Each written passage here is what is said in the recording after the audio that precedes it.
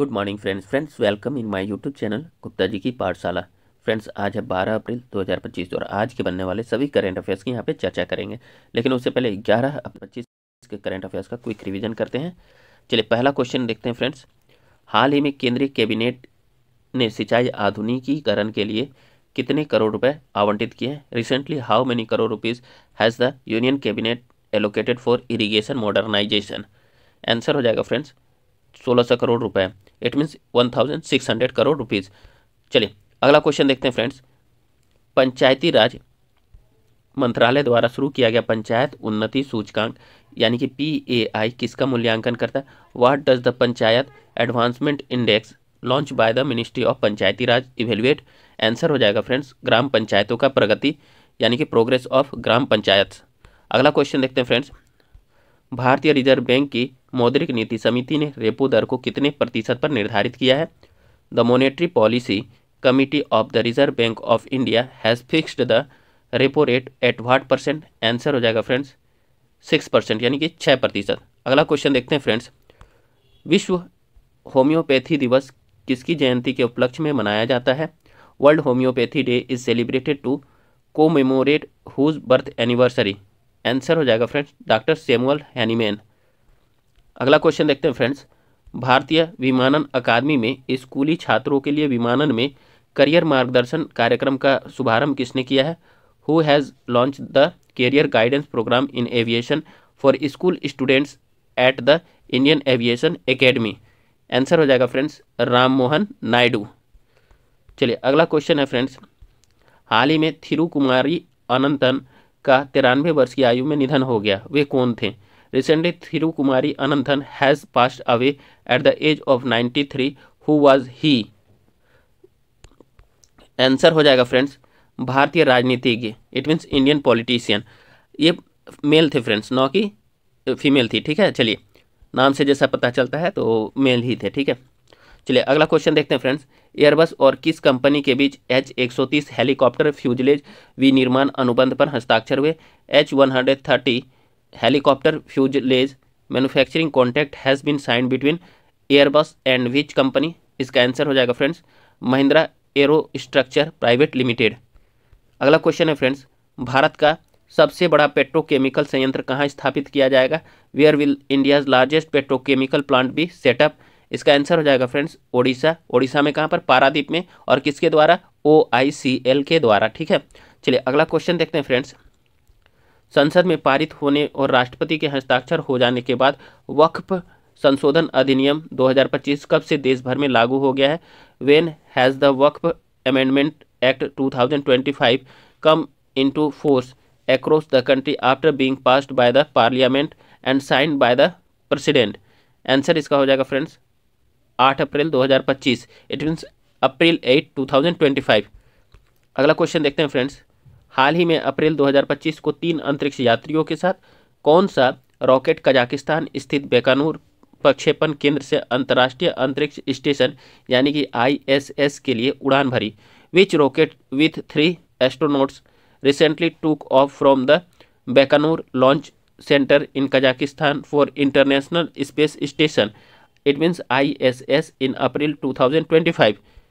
इसका आंसर हो जाएगा फ्रेंड्स सोयूज बूस्टर रॉकेट। अगला क्वेश्चन देखते हैं।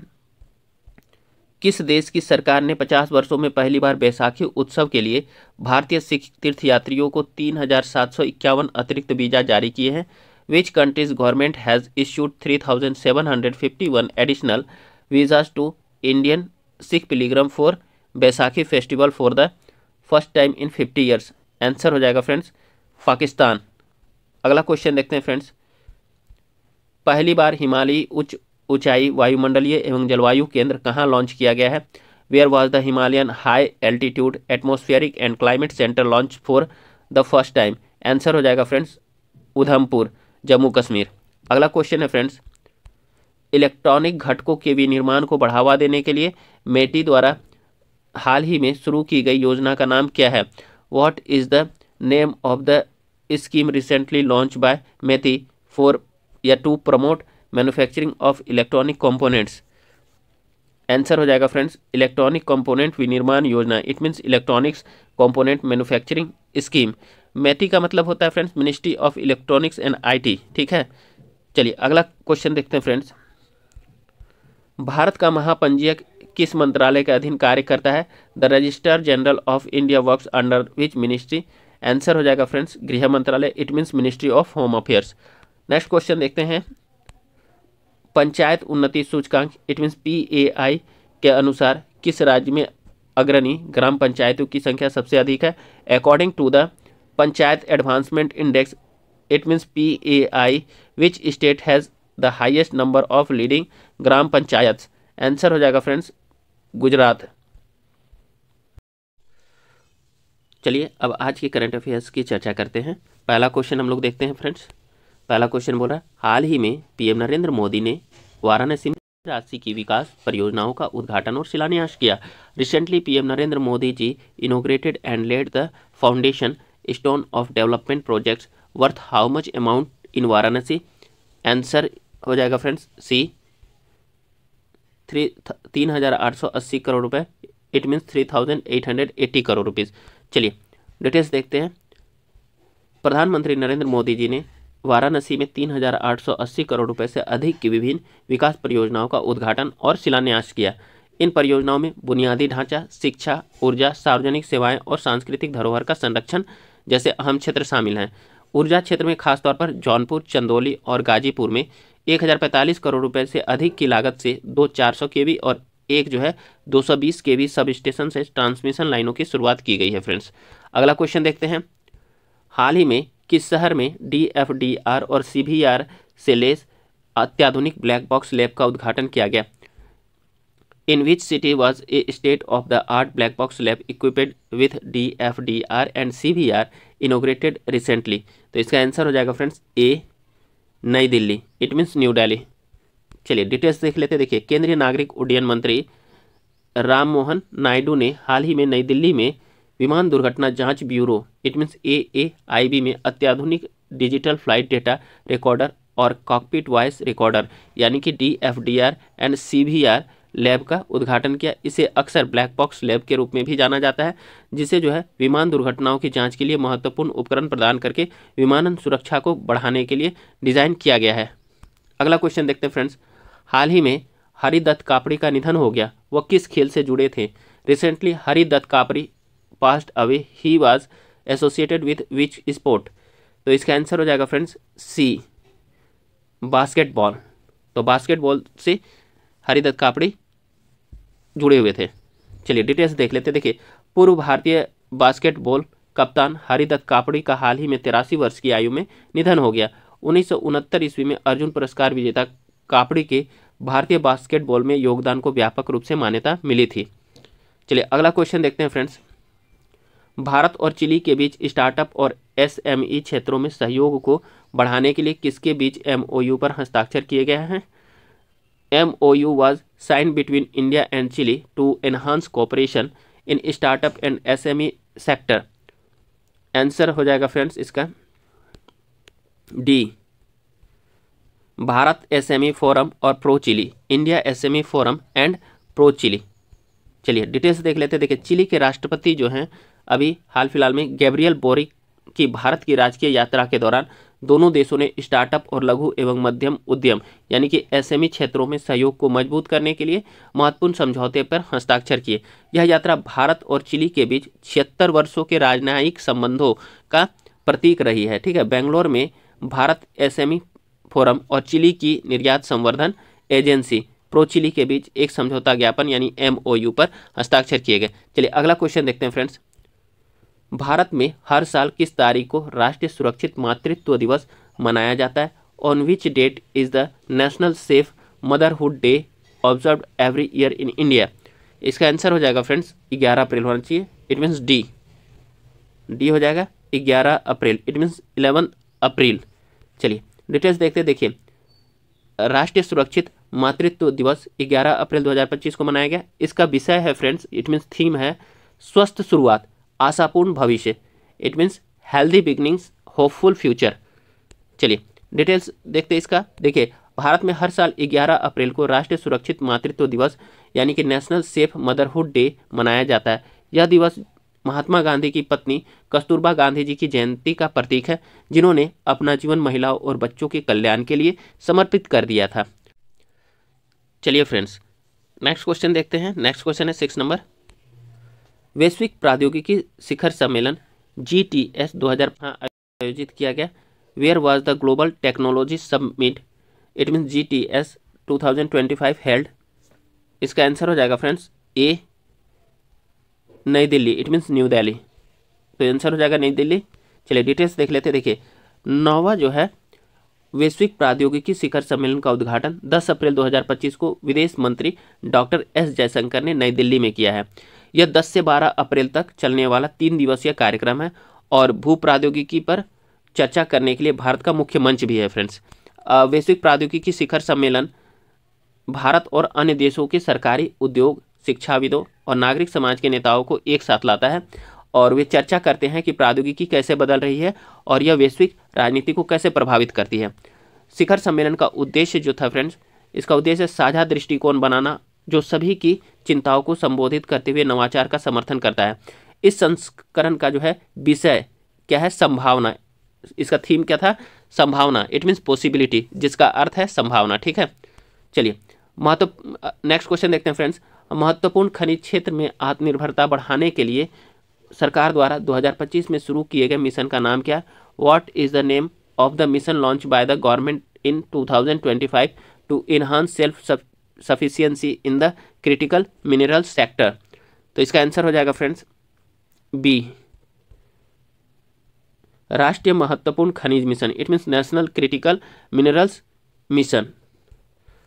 डिटेल्स देखते हैं। देखिए भारत सरकार ने आयात निर्भरता को कम करने और महत्वपूर्ण खनिजों में आत्मनिर्भरता को बढ़ावा देने के लिए 2025 में राष्ट्रीय महत्वपूर्ण खनिज मिशन यानी NCMM शुरू किया है। ठीक है, यह मिशन प्रमुख कच्चे माल की निरंतर आपूर्ति सुनिश्चित करके भारत के स्वच्छ ऊर्जा लक्ष्यों का समर्थन करता है।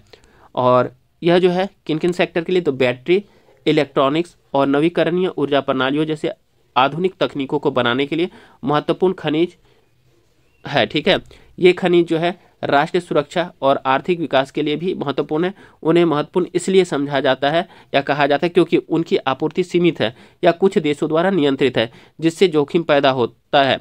नई तकनीकों और वैश्विक आपूर्ति मांग में बदलाव के आधार पर उनका महत्व समय के साथ बदल सकता है। और इस प्रकार की तकनीक और इस प्रकार के खनिजों का जो है सबसे ज़्यादा भंडार जो है चाइना में है। और चाइना जो है अपना क्या करता है, हमेशा जो है वैश्विक मार्केट में अपने अनुसार या मनमाना ढंग से उसका उपयोग करता है। ठीक है, और उसका रेट भी निर्धारण करता है फ्रेंड्स। चलिए अगला क्वेश्चन देखते हैं। मेडागास्कर में हाल ही में अध्ययन के अनुसार किस प्रजाति की पहचान हंटा वायरस के एकमात्र वाहक के रूप में की गई है? According to a recent study in Madagascar, which species has been identified as the sole carrier of Hanta virus? इसका आंसर हो जाएगा फ्रेंड्स ए, काला चूहा, it means black rate. Black rate इसका आंसर हो जाएगा, काला चूहा ए नंबर। चलिए डिटेल्स देखते हैं। देखिए मेडागास्कर में किए गए एक अध्ययन में पाया गया है कि ग्रामीण क्षेत्रों में केवल काले चूहे ही हंटा वायरस फैलाते हैं, जिन्हें रेट्स भी कहा जाता है। ये चूहे एशिया में आए थे और 10वीं और 14वीं शताब्दी के बीच मेडागास्कर में लाए गए थे। तब से ये जो है व्यापक रूप से फैल रहे हैं और शोधकर्ताओं ने लगभग 2000 जानवरों का परीक्षण किया, लेकिन किसी भी देसी कृंतक, चमगादड़ या अन्य छोटे जानवरों में यह वायरस नहीं पाया गया है।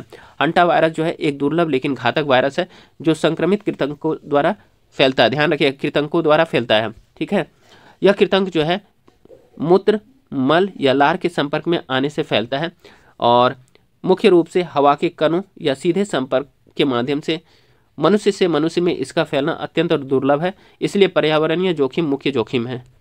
चलिए अगला क्वेश्चन देखते हैं फ्रेंड्स। नेक्स्ट क्वेश्चन है, राफेल एम मरीन लड़ाकू जेट किस देश से प्राप्त किए गए हैं? From which country have the Rafale M marine fighter jets been acquired? तो इसका आंसर हो जाएगा डी फ्रेंड्स, फ्रांस। फ्रांस से जो है राफेल एम मरीन लड़ाकू जेट प्राप्त किया गया है। ठीक है, चलिए डिटेल्स देख लेते हैं। देखिए प्रधानमंत्री की अध्यक्षता वाली सुरक्षा मामलों की कैबिनेट समिति यानी CCS ने भारतीय नौसेना के लिए फ्रांस से 26 राफेल एम लड़ाकू विमान खरीदने के लिए 63,000 करोड़ रुपए के सौदे को मंजूरी दे दी गई है। इससे पहले भारत ने 2007 में medium multi role combat aircraft यानी MMRCA टेंडर के तहत 126 जेट खरीदने की योजना बनाई थी, लेकिन इसे जो है 2015 में रद्द कर दिया गया था। 2016 के सौदे में भारतीय वायुसेना यानी कि इंडियन एयरफोर्स के लिए 36 जो है राफेल जेट आए, जिनकी डिलीवरी 2019 से 2022 तक की गई। नए सौदे में जो है एयरक्राफ्ट कैरियर के लिए 22 Rafale M single seater jet और अभ्यास के लिए 4 ट्विन सीटर ट्रेनर शामिल हैं। ये जो है जेट INS विक्रमादित्य और INS विक्रांत से उड़ान भरेंगे। राफेल डसाल्ट एविएशन द्वारा निर्मित 4.5 पीढ़ी का twin engine delta wing multi role fighter है, ठीक है। यह मैक जो है 1.8 की गति से उड़ सकता है और इसकी मारक क्षमता 1000 किलोमीटर से अधिक है फ्रेंड्स, जो हवाई युद्ध, जमीनी हमले और नौसैनिक हमलों जैसे विभिन्न मिशनों के लिए उपयोगी है। अगला क्वेश्चन देखते हैं friends. It means next question, राष्ट्रीय जनजातीय युवा महोत्सव 2025 का मेजबान कौन सा राज्य है? Which state is the host of the national tribal youth festival 2025? Answer हो जाएगा फ्रेंड्स सी, मिजोरम। तो मिजोरम जो है वो राष्ट्रीय जनजातीय युवा महोत्सव 2025 का मेजबान है। It means Mizoram the host of the national tribal youth festival 2025। चलिए डिटेल्स देख लेते हैं। देखिए, मिजोरम में आइजोल के पास केल्सी में राज्य जनजातीय संसाधन केंद्र में 8 अप्रैल से राष्ट्रीय जनजातीय युवा महोत्सव मनाया जा रहा है। यह 4 दिवसीय महोत्सव आदिवासी स्वतंत्रता सेनानी बिरसा मुंडा की, ध्यान रखिएगा किनकी, तो बिरसा मुंडा की 150वीं जयंती के उपलक्ष्य में मनाया जा रहा है, ठीक है। इस महोत्सव का उद्देश्य जो है आदिवासी नायकों का सम्मान करना और युवाओं और आम जनता में देशभक्ति की भावना जगाना है। इस कार्यक्रम में शीर्ष मिजो कलाकार और मिजो जेमी इनसुइखम MZI के सदस्य प्रस्तुति दे रहे हैं। मिजो सांस्कृतिक संगठन और अन्य समूहों द्वारा सांस्कृतिक कार्यक्रम संस्कृति का मोजेक प्रदर्शित करते हैं। नागालैंड के इनला जमीर और मणिपुर के वान चावी वेफई जैसे कलाकार भी इस समारोह का हिस्सा हैं। चलिए अगला क्वेश्चन देखते हैं फ्रेंड्स, काफ़ी इंपॉर्टेंट है, काफ़ी समाचार पत्रों में रहा है, मीडिया में भी रहा है ये। चलिए, तहव्वुर राना का संबंध किस बड़ी आतंकी घटना से है? Tahawwur Rana is connected to which major terrorist incident? तो इसका आंसर हो जाएगा फ्रेंड्स बी, 26/11 मुंबई हमला। It mean 26/11 Mumbai attack. B इसका आंसर हो जाएगा 26/11 मुंबई हमला, ठीक है। चलिए डिटेल्स देखते हैं। देखिए, तहव्वुर राना को 26/11 मुंबई आतंकी हमले के साजिशकर्ता के रूप में पहचाना गया है। उसे अमेरिका से भारत प्रत्यर्पित किया गया था ताकि वह मुंबई हमले में शामिल होने के मामले में मुकदमे का सामना कर सके। भारत पहुंचने के बाद उसे NIA की हिरासत में भेज दिया गया है, ठीक है। अब राना और उस साजिशकर्ता डेविड हेडली को 2008 के मुंबई हमलों में शामिल होने के लिए बॉम्बे उच्च न्यायालय में अनुपस्थिति में मुकदमा चलाया गया था, ठीक है। चलिए अगला क्वेश्चन देखते हैं फ्रेंड्स, काफ़ी इंपॉर्टेंट है ये। लॉस एंजलिस 2028 ओलंपिक में क्रिकेट किस प्रारूप में खेला जाएगा? In which format will cricket be played at the Los Angeles 2028 Olympic? तो इसका आंसर हो जाएगा फ्रेंड्स सी, T20 फॉर्मेट में। तो लॉस एंजलिस 2028 ओलंपिक में क्रिकेट जो है T20 फॉर्मेट में खेला जाएगा, ठीक है। चलिए डिटेल्स देख लेते हैं। देखिए, लॉस एंजलिस 2028 ओलंपिक खेलों में क्रिकेट T20 प्रारूप में खेला जाएगा, जिसमें पुरुष और महिला टूर्नामेंट में 6 टीमें भाग लेंगी। कितने? नेक्स्ट क्वेश्चन है फ्रेंड्स, 30 नंबर क्वेश्चन देखते हैं फ्रेंड्स। क्वेश्चन है, हाल ही में राष्ट्रपति द्रौपदी मुर्मू को किस देश में मानद डॉक्टरेट की उपाधि से सम्मानित किया गया है? In which country was president Draupadi Murmu recently awarded an honorary doctorate degree? इसका आंसर हो जाएगा फ्रेंड्स ए, स्लोवाकिया। डिटेल्स देखते हैं फ्रेंड्स। देखिए, कॉन्स्टेंटाइन द फिलोसफर विश्वविद्यालय ने राष्ट्रपति द्रौपदी मुर्मू को मानद डॉक्टरेट की उपाधि प्रदान की। स्लोवाकिया में कॉन्स्टेंटाइन द फिलोसफर विश्वविद्यालय ने राष्ट्रपति द्रौपदी मुर्मू को मानद डॉक्टरेट की उपाधि प्रदान की। राष्ट्रपति को सार्वजनिक सेवा में उनके विशिष्ट योगदान के लिए यह सम्मान दिया गया है, ठीक है। चलिए अगला क्वेश्चन है, हाल ही में किस देश ने रिकॉर्ड समय में दुनिया का पहला 3D प्रिंटेड ट्रेन स्टेशन तैयार किया है? Which country has recently build the world's first 3D printed train station in record time? तो इसका आंसर हो जाएगा फ्रेंड्स बी, जापान। तो जापान ने जो है दुनिया का पहला 3D प्रिंटेड ट्रेन स्टेशन तैयार किया। काफ़ी इंपॉर्टेंट है फ्रेंड्स, और आने वाले समय में ये क्वेश्चन कहीं ना कहीं जरूर पूछेगा, तो ध्यान रखिएगा इसको। तो डिटेल्स देखते हैं फ्रेंड्स। देखिए, दुनिया में पहली बार जापान के अरीदा शहर में हात्सुशिमा स्टेशन को 3D प्रिंटेड घटकों का उपयोग करके 6 घंटे से भी कम समय में बनाया गया। रिपोर्ट के अनुसार जो है कंस्ट्रक्शन फर्म सेरेंडिक्स ने रात की आखिरी ट्रेन के प्रस्थान और सुबह की पहली ट्रेन के आगमन के बीच एक पुराने लकड़ी के ढांचे को बदलने के लिए हात्सुशिमा रेलवे स्टेशन का निर्माण किया गया। तो याद रखिएगा, पहला स्टेशन विश्व में कौन सा स्टेशन है? 3D प्रिंटेड स्टेशन है हात्सुशिमा रेलवे स्टेशन, जापान का। इंपॉर्टेंट है फ्रेंड्स। चलिए फ्रेंड्स, आज का जो है सेशन यहीं समाप्त होता है। फ्रेंड्स, कल फिर हम आप लोगों के समक्ष नए सेशन के साथ उपस्थित होंगे। तब तक के लिए आप लोगों को धन्यवाद फ्रेंड्स, आप लोग गुप्ता जी की पाठशाला को लाइक, सब्सक्राइब, शेयर और कमेंट अवश्य करें फ्रेंड्स। बहुत बहुत धन्यवाद। Have a great day.